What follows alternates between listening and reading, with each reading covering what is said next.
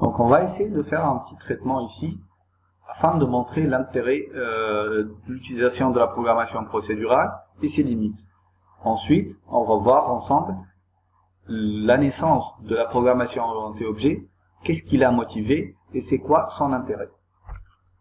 Donc je vais créer un nouveau projet que je vais appeler PO. D'accord? Et je vais créer un petit script. Je vais appeler index. Voilà. Et là, en fait, ce que je voudrais faire, c'est de créer une personne, donc de définir les propriétés d'une personne, afin de lui afficher sa carte visite. Et donc ici, ce que je vais faire, je vais dire que je vais avoir un nom. Je vais mettre time. Voilà. Ensuite, je vais mettre un prénom. Time. Je vais mettre âge. Voilà. Et je vais mettre profession. Là, je vais mettre enseignant. Voilà. Et donc, ça, c'est la partie PHP. Après, ce que je vais faire, c'est que je vais créer un petit code HTML. Et après, je vais avoir mon head. Un petit title. Donc, carte visite. Bon. Je vais dire que ça va être la carte visite de echo dollar non dollar prénom. Ensuite, je vais avoir mon body et je vais avoir un petit div avec comme classe carte. Pas ajouter PHP, donc je vais pas mettre de classe, je vais juste avoir une petite div où je vais mettre une liste désordonnée et quelques edits. Donc ici je vais mettre nom et là je vais mettre voilà. Ok, voilà, et là je vais mettre dollar nom. Voilà. Et je vais faire la même chose pour le prénom.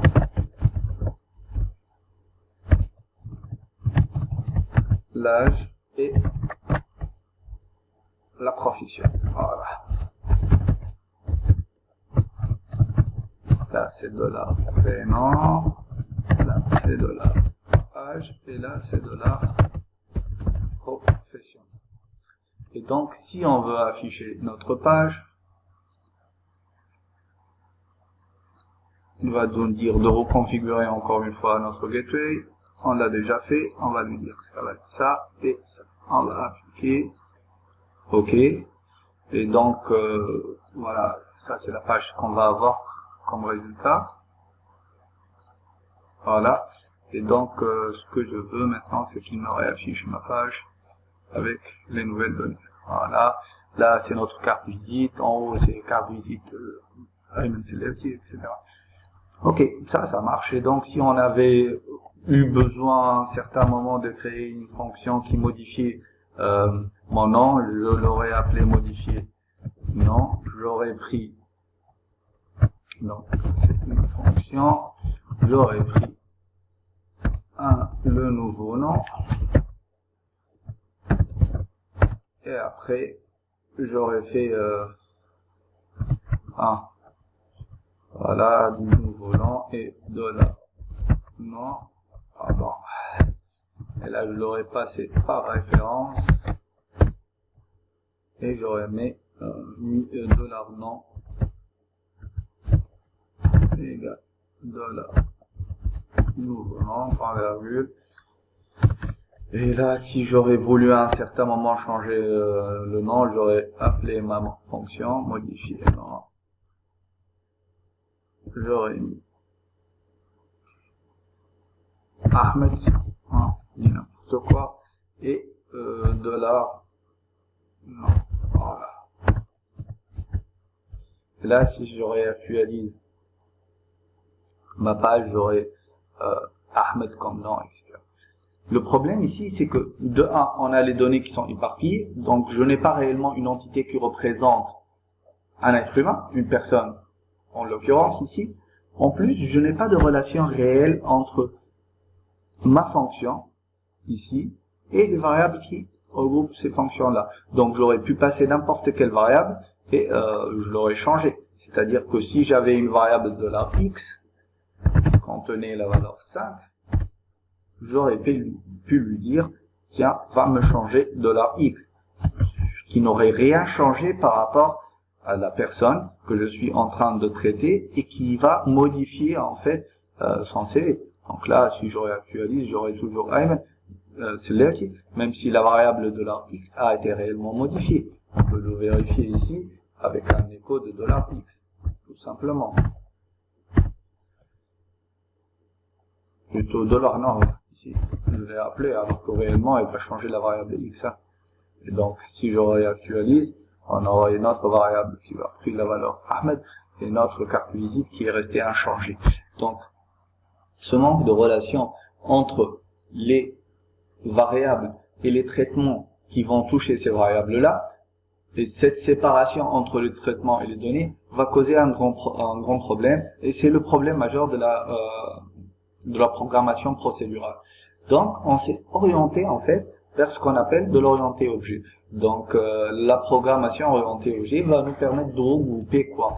Elle va nous permettre de regrouper ces données-là, donc le nom, le prénom, l'âge et la profession, avec notre fonction modifier nom. Et donc maintenant, lorsqu'on va parler de modification de nom, on va toujours parler des variables qui sont associées à cette fonction-là. Ce qui fait qu'on va éviter ce problème de séparation entre les propriétés, les variables et les fonctions qui vont modifier ces variables-là. Donc, pour résumer, on va parler maintenant d'un concept nouveau qui s'appelle la programmation orientée objet. Ce concept va nous permettre de regrouper le traitement des données dans une même entité, ce qui va nous rapprocher de la vision réelle. Par exemple, un être humain, lorsqu'il va courir, c'est sa vitesse qui va changer. Une voiture, lorsqu'elle va freiner, c'est sa vitesse qui va changer. Lorsqu'on va teindre une voiture, c'est sa couleur qui va changer. Lorsqu'on va mettre de l'argent dans votre compte, c'est le compte c'est votre solde qui va changer automatiquement. C'est pas le solde de X ni de Y, parce qu'on a modifié votre solde. Donc, puisqu'on a agi sur votre compte, donc la méthode, la fonction qui va être ajoutée crédit, elle va agir, elle va être associée à votre compte. Ce qui fait que lorsqu'on va mettre de l'argent sur votre compte, c'est automatiquement cette fonction qui va être appelée, et c'est elle qui va incrémenter automatiquement votre solde. Et d'où l'intérêt de la programmation orientée objet. Autre chose, cette programmation orientée objet là va nous permettre d'avoir une meilleure conception de nos problèmes avec une meilleure visibilité. Pourquoi? Parce que les données vont être regroupées ensemble, une meilleure cohérence puisque les traitements vont s'attaquer directement, à vos propres données, donc à une même entité, et donc d'avoir une plus grande modularité, puisque chaque entité va regrouper ses attributs propriétés et les méthodes qui vont la gérer. On peut prendre par exemple une voiture, une personne, un compte, une maison, tout ce que vous voulez, ça peut être regroupé dans une même entité physique. Et cette entité physique-là, elle va regrouper les variables et ce qu'on appellera méthode et attributs, et les fonctionnalités qui vont agir sur ces variables-là, qui vont changer l'état de cette entité, et ça va être nos méthodes.